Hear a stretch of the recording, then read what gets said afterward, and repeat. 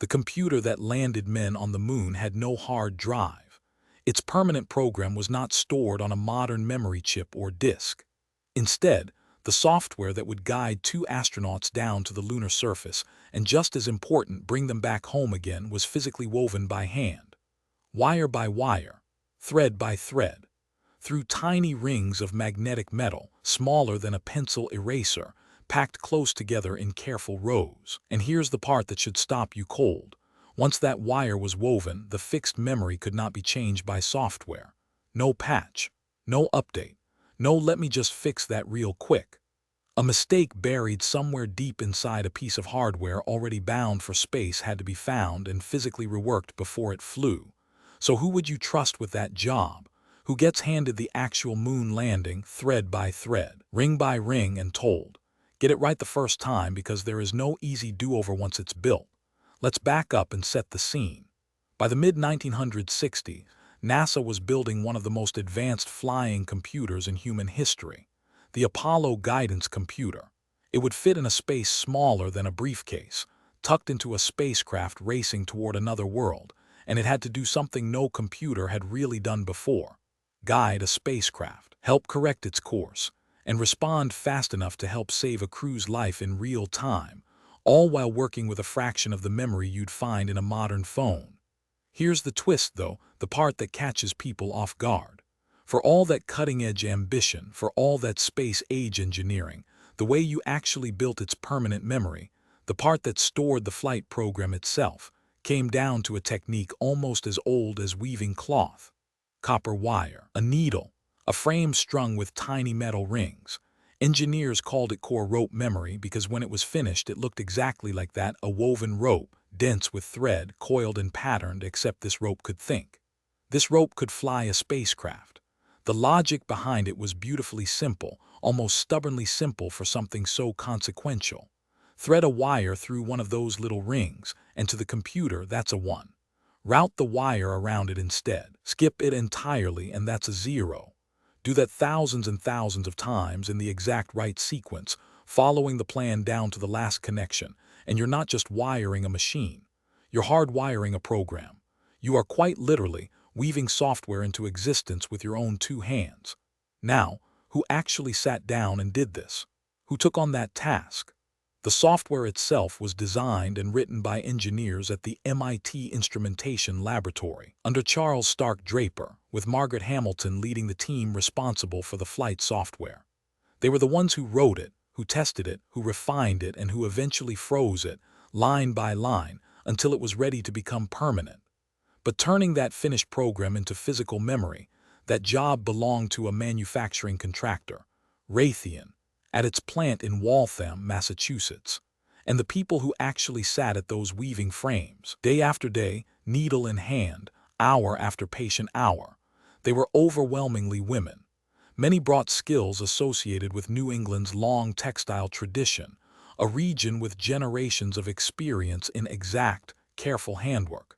Make no mistake, this wasn't unskilled labor. This was some of the most precise manufacturing work in the entire American space program, and it required a very particular kind of expert, someone who could hold total focus for hours without a single slip. And it's worth pausing on that word expert, because there's a nickname attached to this story, a famous one. We'll get to it in a moment, but hold that thought, because before you hear the name, you need to understand exactly what these women were being asked to do, and just how little room there was for error in any of it. Picture the actual process for a moment. A weaver sits at a frame strung with hundreds of tiny ferrite cores, working under magnification, following a wiring diagram as precise and unforgiving as a musical score. Every single core, every single pass of the needle has to match that diagram exactly, because that diagram isn't just a guide, it is the program itself, translated into a map of thread, through the core or around it.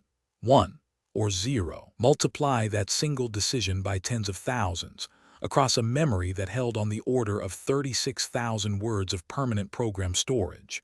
A full flight computer's worth of instructions, all of it woven by hand, one crossing at a time.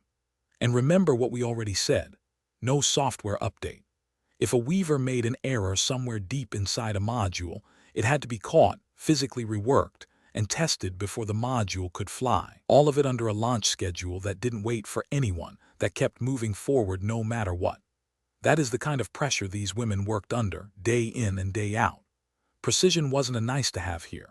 It was the entire job, the whole point, the only acceptable standard. So engineers needed a way to talk about this workforce, to describe this remarkable, specialized skill in the shorthand of the shop floor. And somewhere along the way, a nickname was born. They called it LOL memory, little old lady's memory. It was shop floor slang, a nod to the meticulous patience the craft demanded of anyone who practiced it. But here's the correction worth making, right now, plainly on the record. Despite that name, it should not be read as a literal job description. Accounts commonly describe Raytheon's workers as older women, but the nickname itself has hardened into folklore, and decades later, it can obscure who was actually in that room, doing that work. Who was actually in that room were skilled technicians entrusted with an almost unbelievable responsibility. Hand manufacturing the actual instructions that would fly a spacecraft to another world and guide it safely down. The phrase rope mother was also used for people who oversaw the development of rope memory and its software. Margaret Hamilton became especially associated with that title through her leadership of Apollo flight software work. It was painstaking work, methodical and slow by design. Sit, thread, check. Sit, thread, check.